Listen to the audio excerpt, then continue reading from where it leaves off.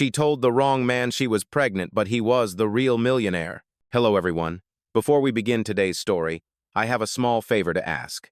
Please hit subscribe and turn on the notification bell so you never miss our channel's new videos. It's quick, free, and the best way to support us in bringing you more dramatic stories. Your support means the world to us. Where are you watching from? Drop your city or country in the comments below. Thank you very much. The soft hum of conversation and the clinking of silverware filled the elegant restaurant in downtown Seattle. Warm amber lights draped across polished tables, each plate looking like a small work of art. Outside, rain traced lazy rivers down the window glass, blurring the glow of passing headlights. Mia Brooks stood on the sidewalk, staring at her reflection in the glass. Her dress was second-hand, the hem slightly uneven where she had stitched it herself. Her shoes were scuffed from long walks to work. She took a shaky breath, clutching her phone like a lifeline. "You promised, Jenny," she whispered. "One dinner. Just go in." Inside, the restaurant smelled of truffle oil and warm bread. She glanced around nervously, searching for table 12. Her pulse raced. Table 12. Table 12. There a man sat alone near the back. Dark hair, perfectly styled, crisp white shirt under a charcoal blazer. His eyes were fixed on his phone, brows slightly furrowed. "That must be him," she breathed, smoothing her hair before walking over. She forced a bright smile. "Hi, you must be Kevin. I'm Mia. Nice to finally meet you." The man looked up, startled. A pause. His phone buzzed, but he ignored it, meeting her gaze instead. Hi, Mia." Relieved, she slid into the chair across from him. "Blind dates are weird, right? Jenny said you might be quiet, so don't worry, I can talk enough for both of us." He opened his mouth, ready to correct her, but something about her nervous honesty made him stop. For years, Lucas Grant had spent his dinners surrounded by people who wanted something, an investment, a job, a name to attach themselves to. But this woman sitting across from him, cheeks pink with embarrassment and eyes full of life, looked at him like he was just another guy. "Right," he said slowly, a faint smile forming. "Blind dates are something else." Mia laughed softly, the sound nervous but genuine. "Exactly. I almost canceled, but Jenny threatened to drag me here. She says I need to get out more. You know, stop living at work." "You work a lot?" Lucas asked, curiosity sneaking into his voice. "Too much," she said. "Accounting. Part-time at a clinic. It pays most of the bills except, you know, the ones that matter." She caught herself and gave a small laugh. "Anyway, enough about me. What do you do?" He hesitated. "I work in tech." "Tech?" she repeated, eyes brightening. "Like apps and stuff? I'm terrible with computers." "Something like that." He leaned back slightly, studying her, the corners of his mouth softening. She talked about her mother's health, her dreams of finishing her degree, and how Seattle rain somehow made her feel less alone. He listened quietly, forgetting the untouched wine in front of him. "You're not what I expected," she said finally, tilting her head. "Oh?" he asked, amused. "Jenny said you were quiet, but you're actually easy to talk to." Lucas chuckled softly.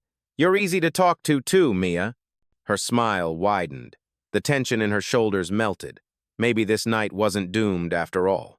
Then her phone buzzed on the table. She glanced down and froze. "Kevin, hey, I'm at table 12. Where are you?" The color drained from her face. Slowly, she looked up, horror dawning. "You're not Kevin, are you?" Lucas's smile faltered, guilt flickering in his eyes. "No, I'm not." "Oh my God," she whispered, grabbing her purse. "I'm so sorry. This is so embarrassing." "Mia, wait." But she was already up, nearly tripping over the chair as she hurried toward the door, heart pounding in her ears. The host turned to watch her leave, but Lucas's gaze followed her longer, his chest tightening in a way he hadn't felt in years. He hadn't meant to lie. He had only wanted to see how the night would go if someone didn't know who he was.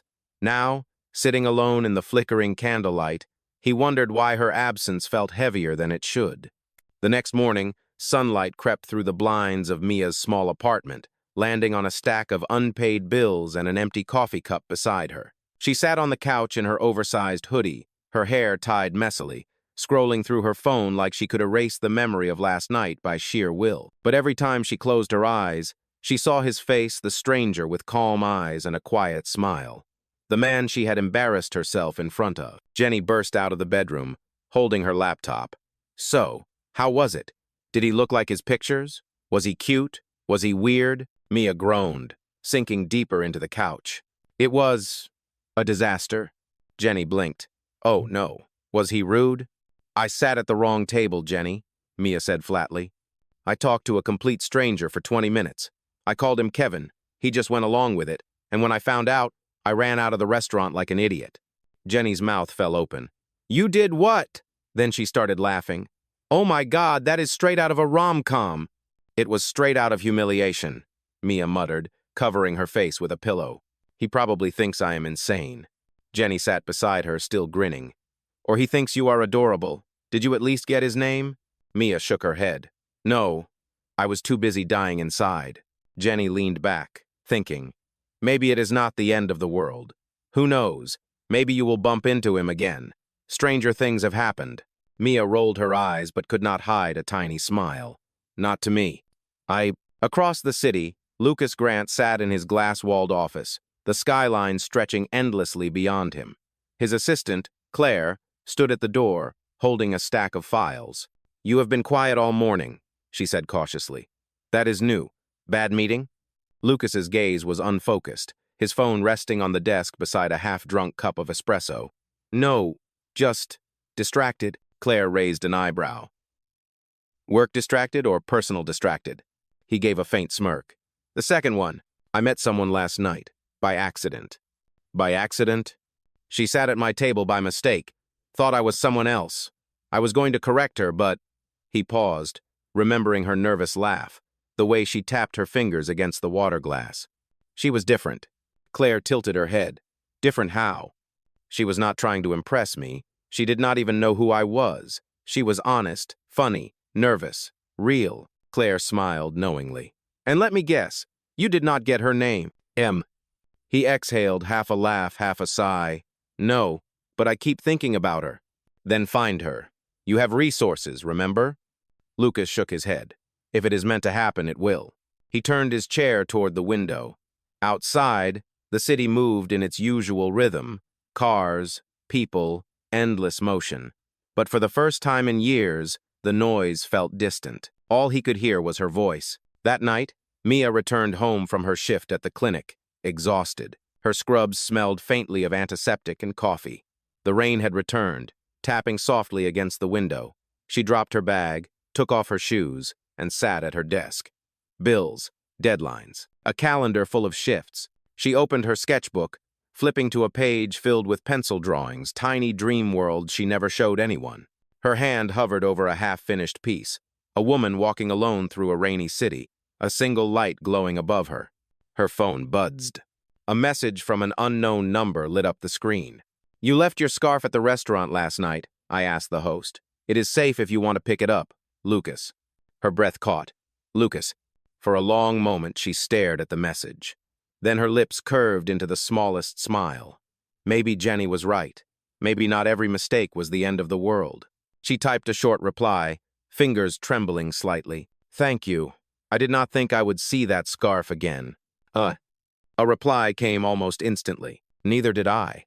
The sound of rain deepened outside, soft and rhythmic, like the city itself was holding its breath. Sometimes, fate did not shout. Sometimes, it whispered, and that whisper had just found its way back to both of them. By glass walls and polished floors, she spent her mornings buried in invoices, numbers, and spreadsheets, trying to prove she belonged. She told herself it was just a job, nothing more. But every time she caught a glimpse of Lucas Grant passing through the corridor, her focus slipped for just a second. He carried himself with an ease that came from power but not arrogance. When he spoke to his team, he listened. When he walked past her desk, he always gave a polite nod. It was nothing, just courtesy, yet her heart still stumbled every time. One afternoon, as she stayed late finishing a report, Lucas appeared by her desk. You are still here? She jumped slightly, turning to face him. Just trying to make sure everything balances before I go. He smiled, setting down a coffee. You are the only one in accounting who does not complain about the numbers. That is impressive. Numbers do not argue back, she said, smiling faintly. That is debatable, he said with a soft laugh. Sometimes they scream. She laughed too, then caught herself, the sound too natural, too comfortable. Thank you for the coffee, she added quickly. He studied her for a moment, then said, "You mentioned your mother was sick. How is she doing?" Her expression softened. "Better, I think. We are still figuring out the medication costs. It is a lot." He nodded slowly. "If there is anything the company can do—" She cut him off gently. "Please do not. You already gave me a job. That is more than enough." For a brief second, their eyes met, and something unspoken lingered between them. He wanted to say more, but instead he simply nodded and left her to her work. Later that night, she found a small note under her keyboard. It was typed, official-looking, signed by Lucas himself. "Effective immediately, your position has been upgraded to full-time with benefits. You earned it." She read it twice, her throat tightening, gratitude mixed with confusion. Why was he doing this for her? That weekend, she met Jenny for coffee. Her friend nearly choked when she heard the news. "Wait, your boss is that Lucas Grant? The one on Forbes? The one people call Seattle's ghost CEO?" Mia sighed, stirring her cup.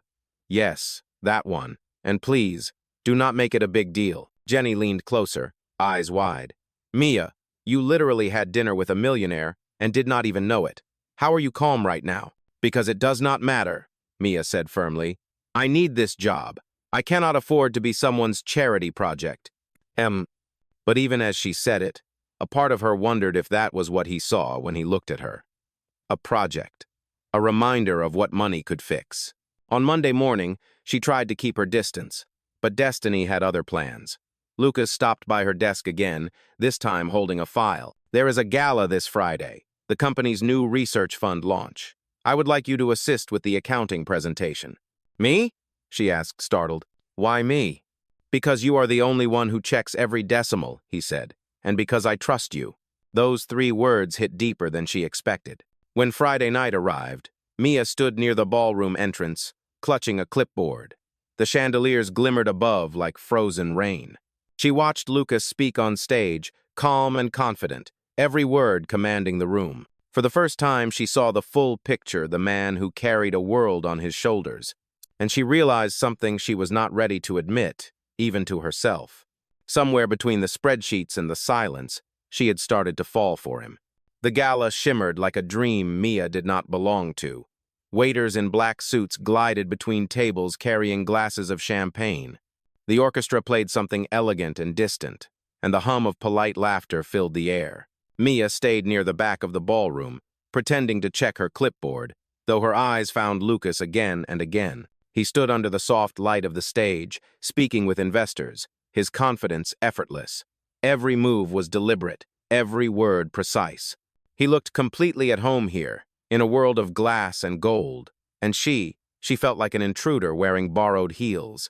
When the presentation ended, Lucas descended the stage and scanned the crowd until his gaze found her. His expression softened instantly. He walked over, his tie loosened slightly, the formality melting into something gentler. "You did well tonight," he said, his voice low enough that only she could hear. "I just kept the numbers straight," she replied. "The important part was your speech." "Still," he said, a hint of a smile tugging at his mouth, "you made sure the foundation of that speech was solid." For a moment, silence stretched between them, filled with unspoken tension. The lights above flickered like starlight against the champagne glasses. "You seem uncomfortable," he said finally. "I am just not used to rooms like this," Mia admitted. "Everyone here looks like they were born to belong." Lucas's gaze softened. "You belong wherever you choose to stand." Her breath caught, but before she could reply, a voice interrupted. "Lucas Grant, there you are." A tall woman in a sleek navy dress approached, her diamond earrings glinting beneath the chandeliers. She smiled at him like they shared a secret. "Your board is asking about the new contract. You cannot hide forever." Lucas gave a polite nod. "Of course." He turned back to Mia. "Do not disappear. I will be right back." She nodded, forcing a smile, but the woman's words lingered in her mind, the new contract. For some reason, they stung. As the night wore on, she stood by the window overlooking the city lights, letting the quiet hum of the music fade. Then she felt someone beside her. It was Lucas again, holding 2 glasses of sparkling water. "I told you not to disappear," he said softly, handing her one. "I did not," she said, smiling faintly. "Just needed some air." They stood in silence for a while, watching the reflection of the ballroom in the glass. "Do you ever get tired of it?" she asked quietly. All this perfection? Lucas looked out at the skyline. Sometimes, it feels like living in a painting beautiful, but frozen. Everyone expects you to be the same man in the same frame every day. Mia turned toward him, her voice softer now. And who are you when no one is watching? He looked at her then, really looked. Someone still trying to figure that out. The orchestra swelled behind them, and for a heartbeat, the world seemed to pause. His hand brushed hers accidentally. Maybe, but neither of them pulled away. Then, as quickly as it came, the moment broke. Someone called his name from across the room. He exhaled and stepped back. I should go. Thank you for tonight. Of course, she said, masking her disappointment with a polite smile. When he left, Mia turned back to the window, her reflection framed against the glittering city. She looked like someone she barely recognized, someone caught between two worlds, and deep down, she knew the truth she had been trying to ignore. This was no longer just admiration or gratitude. She was falling in love with him, and that realization scared her more than anything ever had. The weekend after the gala came with a strange quiet.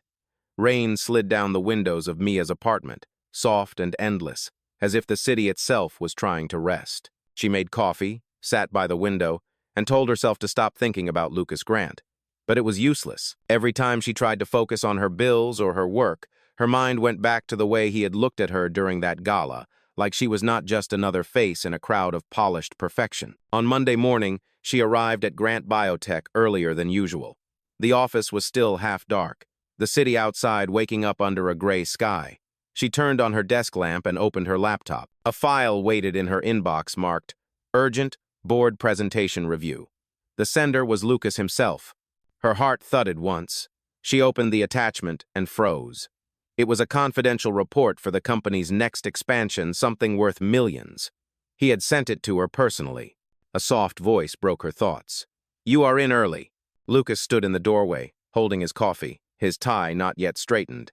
He looked less like the untouchable CEO this morning, and more like a man who had not slept much. I wanted to get a head start, she said, standing quickly. But I think you sent this to me by mistake. He stepped closer, shaking his head. It was not a mistake. I trust your judgment. I need your feedback before I show it to the board. Mia hesitated.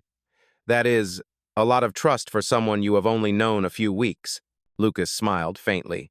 Sometimes you just know who will tell you the truth. She looked at him, trying to steady her thoughts. Then I will tell you honestly. The numbers are strong, but the foundation cost projections look optimistic. If materials rise again, your profit margin will drop. He blinked, impressed. You saw that in 2 minutes? 3, she said, and for the first time, he laughed. It was quiet, genuine, unguarded. For the rest of the morning, they worked side by side, reviewing figures and notes. There were small pauses between them, comfortable, easy. Every time she leaned over to point at a line on the screen, he caught the faint scent of her shampoo, clean and familiar. When their hands brushed, neither spoke. Around noon, Claire entered the office. Lucas, the press wants confirmation for tonight's charity announcement. Mia looked up. Charity? Lucas nodded.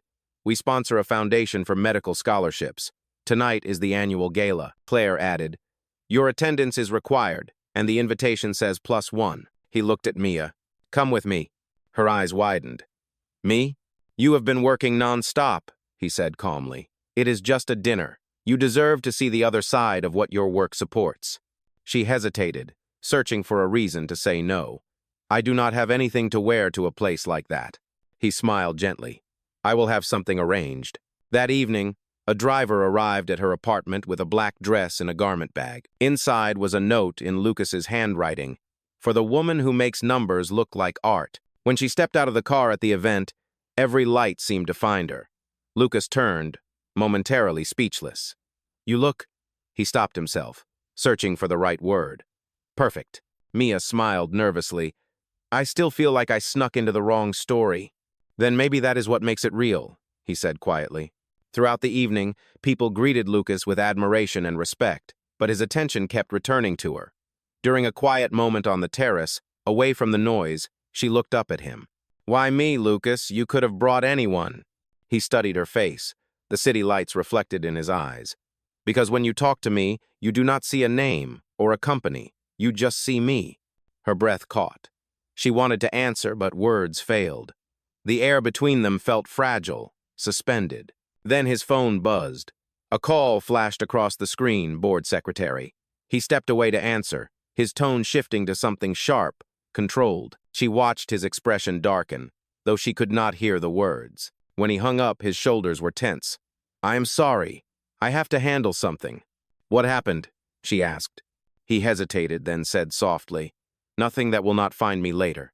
He gave her one last look before disappearing into the crowd. Mia stood alone on the terrace, the city lights flickering below. She did not know it yet, but that call would change everything. The next morning, the sunlight over Seattle felt colder somehow. The evening's glitter and warmth had vanished, replaced by the hard rhythm of reality. Mia arrived at the office early, hoping work would quiet the questions echoing in her mind. But whispers were already moving through the building, something about a leaked report, a breach in the company's confidential data. She tried to focus on her screen, but her inbox kept filling with urgent messages marked internal only. Then, the phone on her desk rang. "Mia Brooks," she answered softly. "Mr. Grant would like to see you," Claire's voice said from the other end. Mia's stomach dropped. "Now?" "Yes. Conference room B." She walked down the long glass hallway, her pulse loud in her ears. When she entered the room, Lucas stood by the window, hands in his pockets, face unreadable. Two board members were seated at the table, papers spread before them. "Mia," Lucas said evenly, "please sit down." She obeyed, her voice barely steady. "What is going on?" One of the board members, a stern man with gray hair, slid a file toward her. "Last night, the financial projections for the expansion project were leaked to a competitor. The document came from your company account." Her breath caught. "That is impossible. I would never—" Lucas interrupted quietly. "They traced the login timestamp to your terminal. I was in your office," she said quickly. "You were there too. You saw me working." "I know," he said, his tone calm but distant. "That is why I asked to speak to you privately." The board members exchanged a look before leaving the room. The door closed, leaving only the two of them. Mia's eyes burned. "Lucas, I did not do this." He turned to face her fully, his expression torn between belief and doubt. "Then tell me how it happened." "I do not know. Maybe someone used my credentials. Maybe there was a system error. But you have to believe me." He exhaled, rubbing his forehead. "Mia, this company has enemies, and every decision I make is under a microscope. If I defend you without proof—" She cut him off, her voice breaking. "You think I wanted this? You think I would risk everything after you gave me a chance?" His silence was worse than an accusation. He looked at her, eyes full of conflict. "I want to believe you, but right now, the evidence lies," she said firmly, tears rising. "And if you cannot see that, maybe I was wrong about who you really are." He flinched at that, but said nothing. Security entered moments later to collect her company badge and laptop.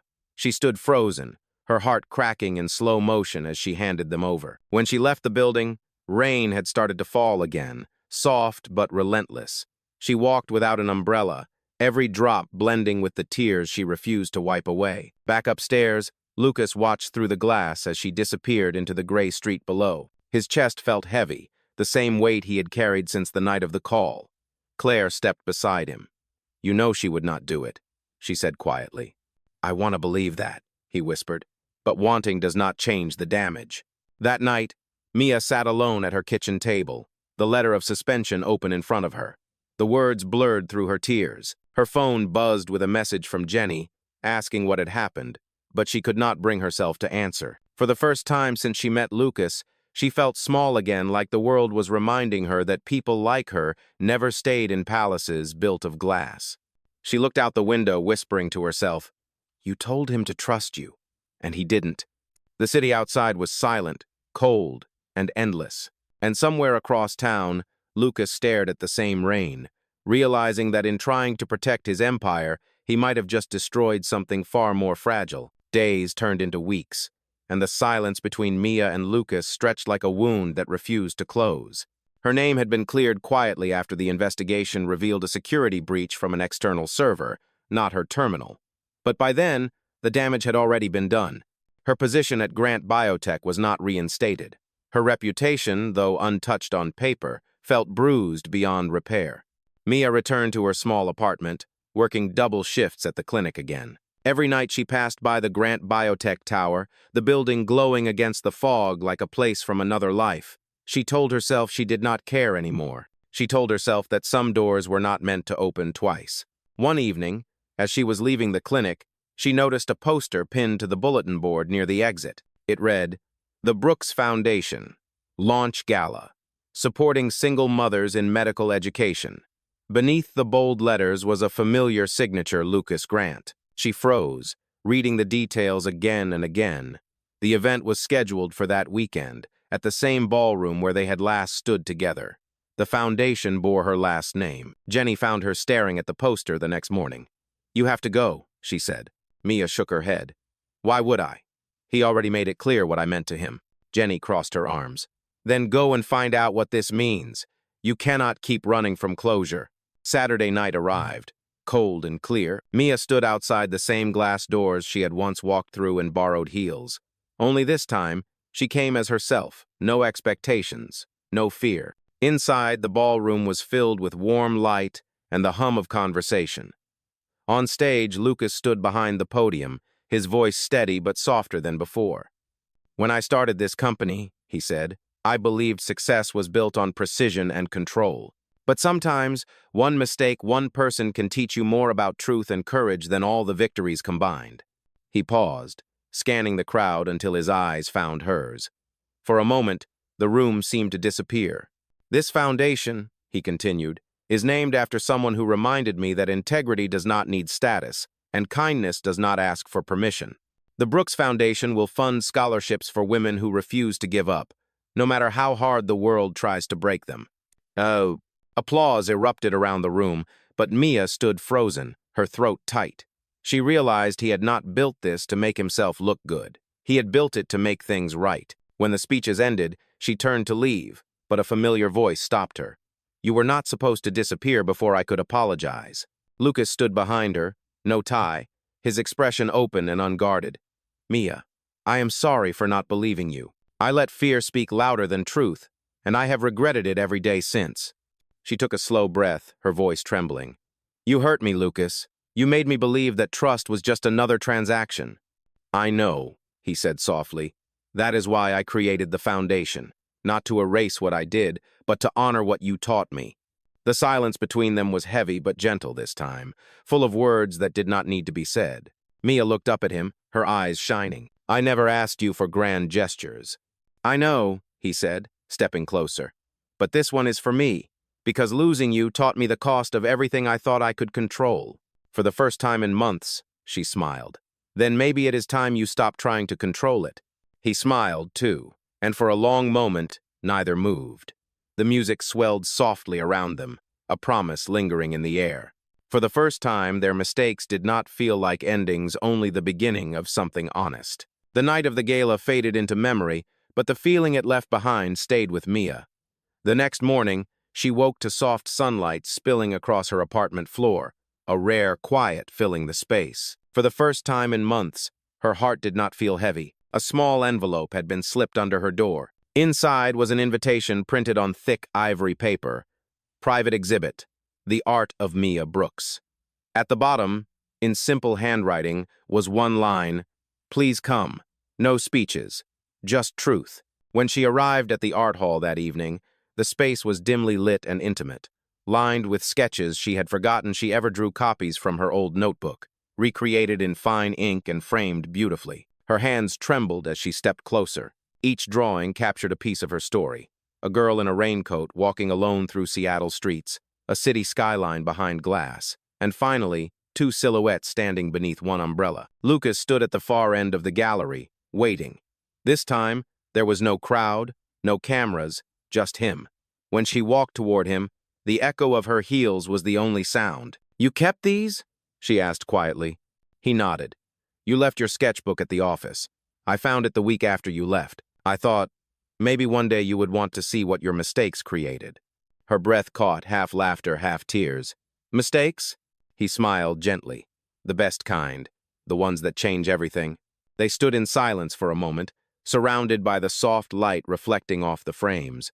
Lucas took a slow step closer. "Mia, when I built my world, I thought strength meant control. You showed me it means trust." Her eyes glistened. You think you can trust me again? I already do, he said. But I need to know if you can trust me. Mia looked at him for a long time, the memory of every wound and every kindness between them crossing her face. Then she nodded slowly.